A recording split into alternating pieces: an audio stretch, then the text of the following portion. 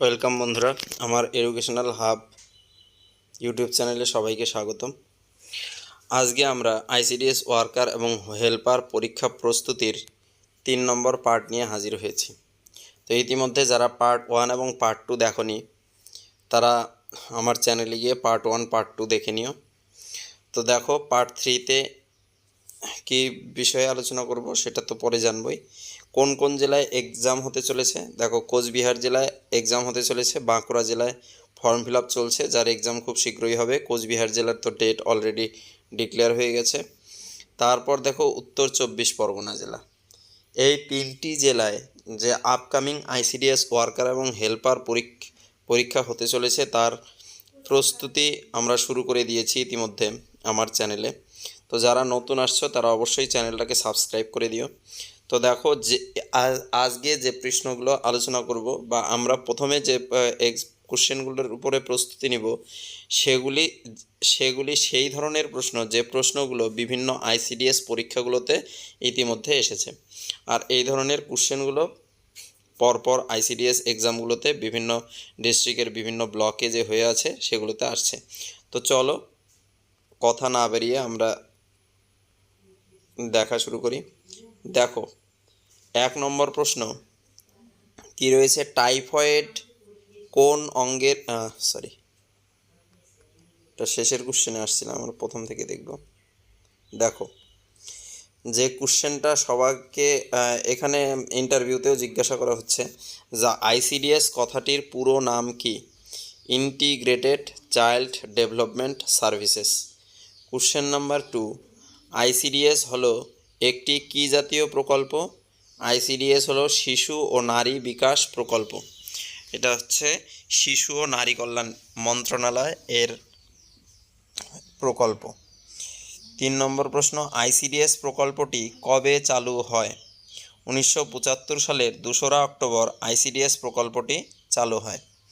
তারপর দেখো, mid day meal প্রকল্প চালু হয় কত সালে? 1995 সালে মিড ডে মিল প্রকল্প চালু হয়। তারপর দেখো 5 নম্বর প্রশ্ন, সবুজ সাথী প্রকল্পে কোন সুবিধা প্রদান করা হয়ে থাকে? সবুজ সাথী প্রকল্পে তোমরা সবাই জানো সাইকেল দেওয়া হয়ে থাকে। 6, বিশ্ব থ্যালাসেমিয়া দিবস কবে পালিত হয়? 8ই মে বিশ্ব থ্যালাসেমিয়া দিবস। কোন তারিখ শিশু দিবস হিসেবে পালন করা হয়? 14ই নভেম্বর। এটা মনে রাখবে যে 14ই নভেম্বর হচ্ছে আমাদের প্রথম প্রধানমন্ত্রী পণ্ডিত জওহরলাল নেহরুর জন্মদিন। ওনার জন্মদিনেই শিশু দিবস হিসেবে পালন করা হয়। দেখো, বেটি বাঁচাও বেটি পড়াও অভিযান কবে শুরু হয়? 2015 সালের 22শে জানুয়ারি বেটি বাঁচাও বেটি পড়াও অভিযান চালু হয়। তারপর আমরা দেখব 9 নম্বর প্রশ্ন, জেলা মহিলা সহায়তা সমিতির চেয়ারম্যানকে? জেলা প্রমুখ। জেলা মহিলা সহায়তা সমিতির চেয়ারম্যান হচ্ছে জেলা প্রমুখ। পুষ্টি উপাদান কয়টি? পুষ্টি উপাদান হচ্ছে 6টি। প্রোটিন বিপাকের ফলে কী উৎপন্ন হয়? Amino acid. মনে রাখবে, প্রোটিন বিপাকের ফলে তৈরি হয় অ্যামাইনো অ্যাসিড।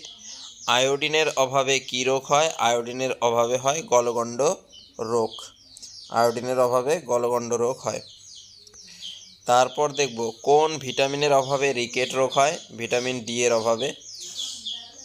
ইউনিসেফ এর পূর্ণ রূপ কি? United Nations children's fund. United Nations children's fund হচ্ছে ইউনিসেফের পূর্ণরূপ। ভিটামিন শব্দটি প্রথম কে ব্যবহার করেন? কাসিমির ফ্রাঙ্ক। এই ভিটামিন চ্যাপ্টার থেকে অন্ততপক্ষে 2টি প্রশ্ন আসবেই, তোমরা ভিটামিন চ্যাপ্টারটা ভালো করে পড়ে নিও। তারপর দেখো, জন্ডিস রোগে কোন অঙ্গটি আক্রান্ত হয়? জন্ডিস রোগে যকৃৎ বা লিভার আক্রান্ত হয়। টাইফয়েড কোন অঙ্গের ক্ষতি করে? টাইফয়েড অন্ত্রের ক্ষতি করে। লালারসে কোন উৎসেচক থাকে? টায়ালিন ও লাইসোজোম। লালারসে টায়ালিন ও লাইসোজোম থাকে। সৌরজগতের সবচেয়ে বড় গ্রহ কোনটি? সৌরজগতের সবচেয়ে বড় গ্রহ বৃহস্পতি। ভারতের কোন রাজ্যে সবচেয়ে বেশি কফি উৎপাদন হয়? কর্ণাটক রাজ্যে।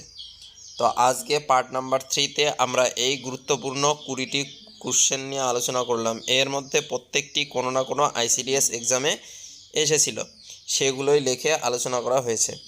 তো ভিডিওটি ভালো লাগলে অবশ্যই বন্ধুদের সাথে শেয়ার করে দিও, লাইক করে দিও, আর এই ধরনের ভিডিও পেতে অবশ্যই চ্যানেলটিকে